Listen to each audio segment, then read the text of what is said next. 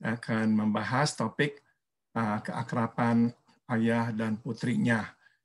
Bagaimana membangun pribadi yang utuh dan tunduk. Untuk memahami relasi ayah dan putrinya, kita mesti melihat tempat perempuan di masyarakat. Sebab pada umumnya keluarga mengikuti norma yang berlaku di masyarakat. Jadi yang saya ingin tekankan adalah ya kita memang harus mempertimbangkan norma-norma yang berlaku di masyarakat di mana kita tinggal. Sebab nantinya latar belakang budaya, norma di masyarakat akan sangat mempengaruhi bagaimanakah kita sebagai ayah atau orang tua memperlakukan anak-anak perempuan kita dan sudah tentu anak-anak laki kita pula. Berikut. Pada umumnya, tempat perempuan, nah ini saya kira di banyak tempat ya, bukan hanya di mana kita tinggal di Indonesia, tapi juga saya kira ini berlaku di banyak tempat, yaitu perempuan ditempatkan sebagai ekor dan pelengkap, bukan sebagai pribadi yang utuh dan mandiri. Nah, tidak heran banyak perempuan merasa tidak utuh bila belum menikah. Kenapa kok merasa tidak utuh ya? Sebab memang konsep yang ditanamkan adalah perempuan itu sebagai ekor, mengikut suami dan pelengkap yang melengkapi suami. Jadi bukan sebagai pribadi yang utuh. Berikut. Masalahnya adalah Alkitab tidak mengajarkan bahwa perempuan diciptakan untuk menjadi ekor dan pelengkap. Firman Tuhan berkata, tidak baik kalau manusia itu seorang diri saja. Aku akan menjadikan penolong baginya yang sepadan dengan dia. Nah, ini Kejadian 2 ayat 18. Penolong berarti pria mempunyai kebutuhan dan memerlukan pertolongan. Jadi asumsi ini kita mesti memang langsung lihat ya, sewaktu Tuhan Allah berkata bahwa perempuan itu akan menjadi penolong buat laki-laki. Nah, sudah tentu ini berarti pria memang mempunyai kebutuhan dan memerlukan pertolongan. Berikut yang sepadan, berarti sesuai, cocok, dan menjadikan utuh. Dengan kata lain, justru bersama perempuanlah pria menjadi terpenuhi dan utuh. Singkat kata, saudara, pria membutuhkan perempuan atau istri supaya pada akhirnya di dalam kecocokan, kesepadanan, pria itu menjadi pribadi yang terpenuhi dan utuh. Nah, saudara, bukankah seringkali memang kita memandang firman Tuhan ini sebaliknya? Seakan-akan perempuan itu ya ekor dan pelengkap, tidak utuh, maka harus nantinya menikah supaya di dalam pernikahan itulah perempuan baru menjadi utuh. Nah, saudara, sebetulnya nggak pernah seperti itu ya. Nah, saya akan memberikan sedikit masukan aja ya sebagai contoh untuk ya membuktikan yang saya katakan ini ada benarnya.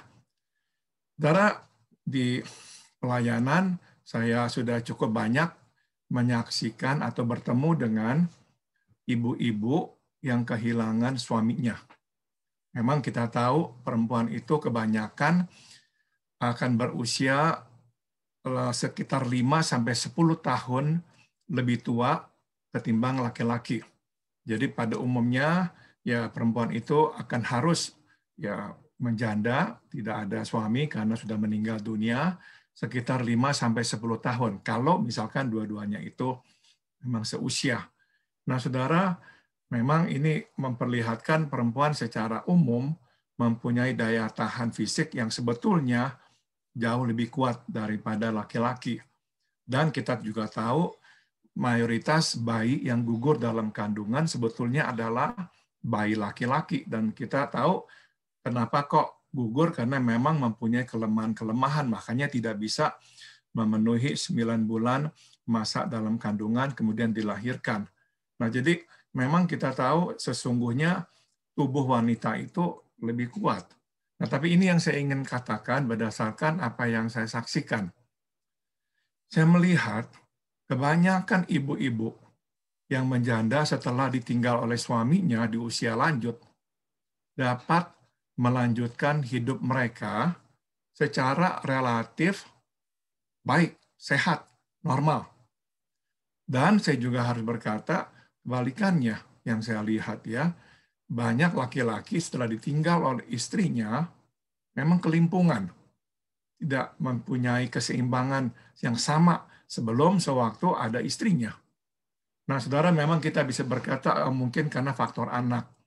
Ibu-ibu itu ya dekat dengan anak-anak, jadi ya setelah suaminya meninggal dunia ya masih bisa lah ya mendapatkan dukungan, menjalin keintiman dengan anak-anak. Itu sudah tentu berpengaruh, betul saudara-saudara. Tapi juga saya saksikan bukan hanya itu. Saya justru lihat banyak ibu-ibu setelah ditinggal oleh suaminya karena kematian bisa melanjutkan hidup mereka relatif stabil sebab memang kebutuhan mereka akan suami sebetulnya tidak terlalu besar. Tidak terlalu besar, saudara. Maka setelah tidak ada suaminya, mereka relatif stabil. Dapat melanjutkan hidup secara ya biasa ya. Nah, saudara, ini bagi saya memang lebih membuktikan memang sesungguhnya yang lebih membutuhkan pasangan adalah laki-laki. Dan memang sesuai dengan perancangan Tuhan, Tuhan menciptakan perempuan dalam hal ini Hawa untuk menjadi penolong bagi Adam sebab memang Adam mempunyai kebutuhan dan memerlukan Hawa untuk menjadikan dirinya utuh. Ya, jadi ini yang ingin saya tekankan berdasarkan pemahaman saya tentang firman Tuhan.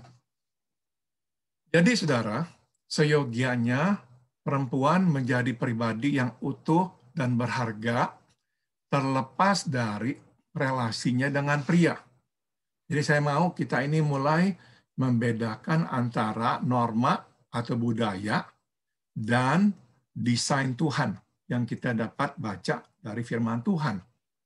Jangan sampai kita mempunyai konsep yang 100% ditentukan oleh budaya dan norma yang berlaku di sekitar kita. Kita juga mesti mendasarinya atas apa yang firman Tuhan katakan.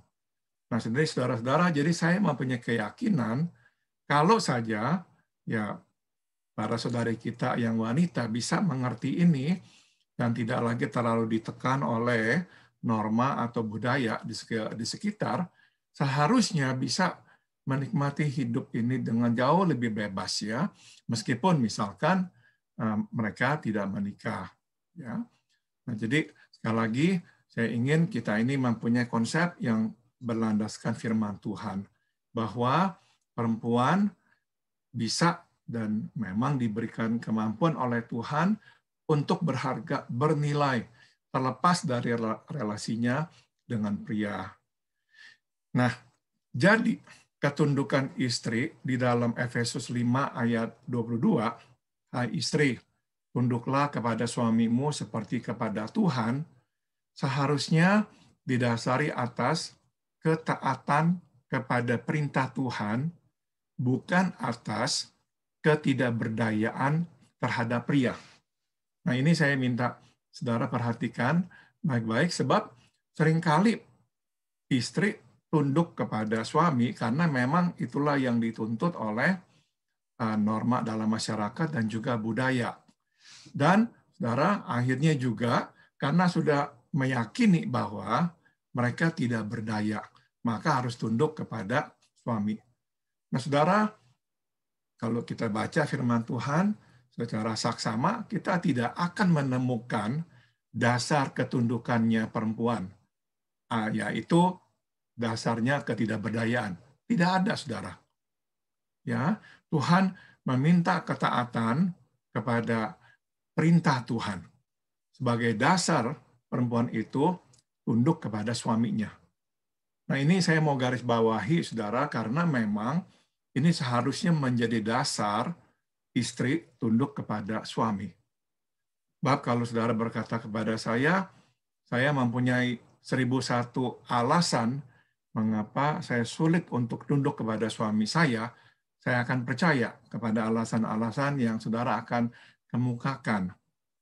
Namun, ya saya juga minta agar kita tidak hanya menyoroti kekurangan suami yang membuat kita susah tunduk kepadanya, tapi juga mendasarinya atas firman Tuhan.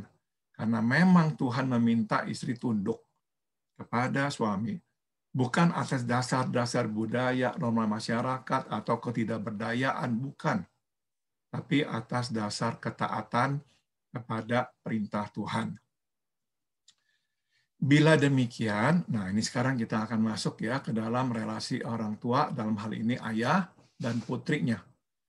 Tugas dan sasaran ayah membesarkan putrinya adalah menumbuhkannya menjadi pribadi yang mandiri dan utuh, bukan pribadi yang lemah dan bergantung.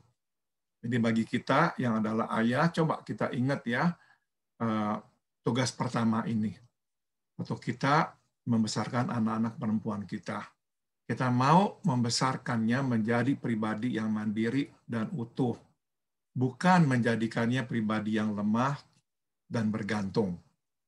Kedua, menumbuhkannya menjadi pribadi yang rohani dan berpusat pada Kristus sehingga rela menundukkan diri. Sebab ya pada intinya dasarkan udah jelas tadi, ketaatan kepada perintah Tuhan. Maka anak perempuan mesti menjadi pribadi yang rohani dan berpusat pada Kristus sehingga rela bersedia menundukkan diri atas dasar ketaatan kepada Kristus. Nah, jadi inilah tugas kita secara umum sebagai ayah.